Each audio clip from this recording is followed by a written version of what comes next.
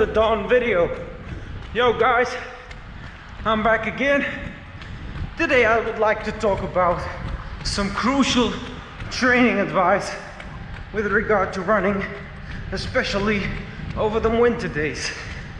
So I've been following the sub-elite runners lately, and I've been monitoring their running activities over the past few months, especially beginning with the November, December cold days.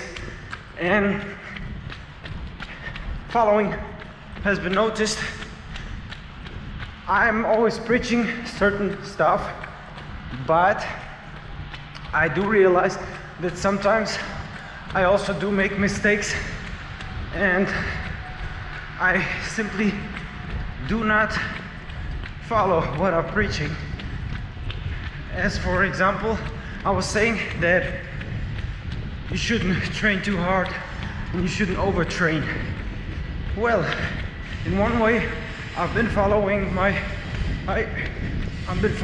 instructions myself, so as to avoid quality sessions during these precautious winter days when it's easy to get injured. You have to be very careful during these days especially. But on the other hand, I said I am bound and I should collect a lot of miles. Now my mistake was to collect too many miles. Of course, that's for one way a mistake and the contrary to what I've preached. But this is just my drug, my addiction, and I can protect myself by saying that I am no longer into serious marathoning, no longer into serious racing, just enjoying my life. But to all those who really want to reach a certain goal and have certain official time goals, or even the sub-elites, and I'm sure there are also elites who do the mistake, but very few of them. Most of them it's the sub-elites, and the sub-elites who do these mistakes might simply diminish and make the gap vanish, which would make them possible to turn pro by not following those certain rules of running. As for example, as I've been watching, now back to that other topic, that I've been watching those sub-elites who had, for example, they had a competition, a race day on, I don't want to say any names, but I'm just concerned. Of course, I do love to see them succeed, but they cannot succeed in their utmost, deepest goal of wanting to be a pro. So even you as an amateur runner should listen to this advice closely. So they've been running on a Saturday, they've been racing a half marathon, they won the race as a team, but all of them sub-elites. One of them is already a pro, however. And the next day, very next day, after the half marathon at the limit, they've been doing a 30k run at 3:47 minutes per k. That is too fast for their own limits, for their own PRs, compared to those other true elites. And if you take that into consideration, that's been 51 kilometers at the limit within 2 days. And this is how they mostly proceed. They push themselves up, which is good for us runners, to get inspired and motivated by the other runners' results. But on the other hand, these runners push themselves up to not being able to reach their full potential, even though they have all the support they need. They have their sponsors, they have their equipment, they have that special equipment for the muscles, which helps them to recover faster. Some of them have that special equipment which only the true elites have. So watching these guys, then there's another guy I won't tell the name, but still, the runners of the community will know the name. This crazy guy, I love him. He's not a pro, but he's run professionally, and he could turn pro if he only started to run smarter, a lot smarter. Look at what he did, just as an example, and compared to the last year, which I don't even want to mention.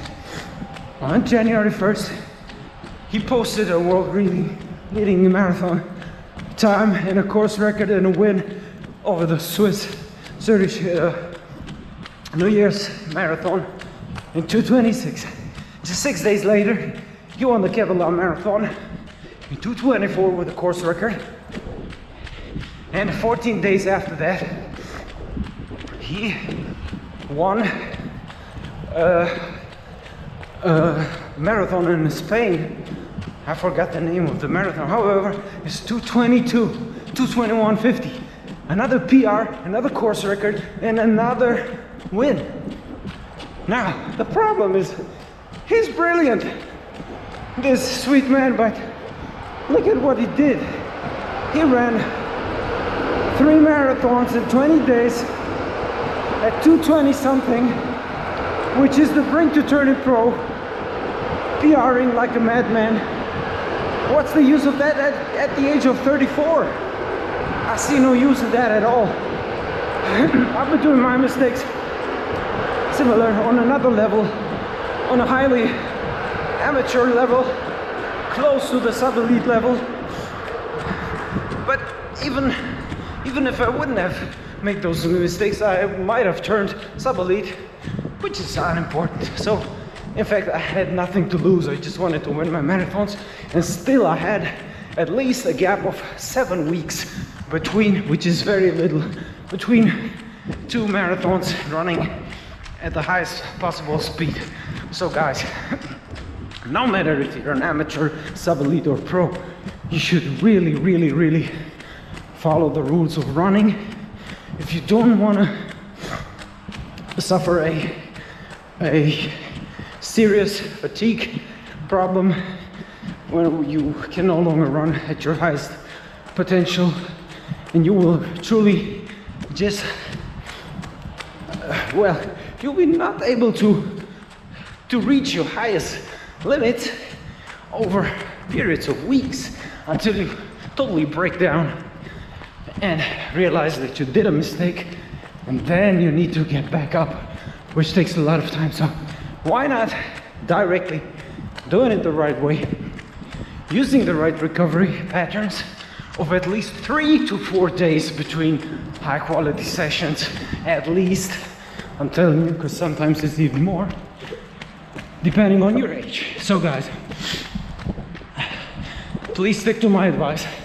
I know what I'm talking about.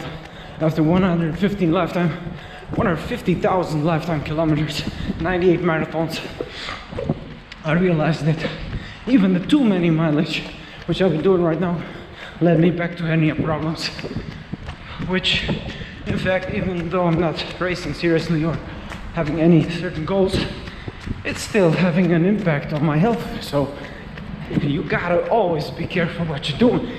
Even though I know it's a drug, it's an addiction, it's hard to withstand all the temptation. Just be a man. Do not allow all this temptation to get into your head. Control your training schedule. Control your goals. And most of all, my friends, try to control your health. Protect your health. Do not turn mad and train like a madman, because it has no use. You got your own limits, and if you truly want to find them out, you should follow the rules. So guys, stay tuned to the Dawn Marathon.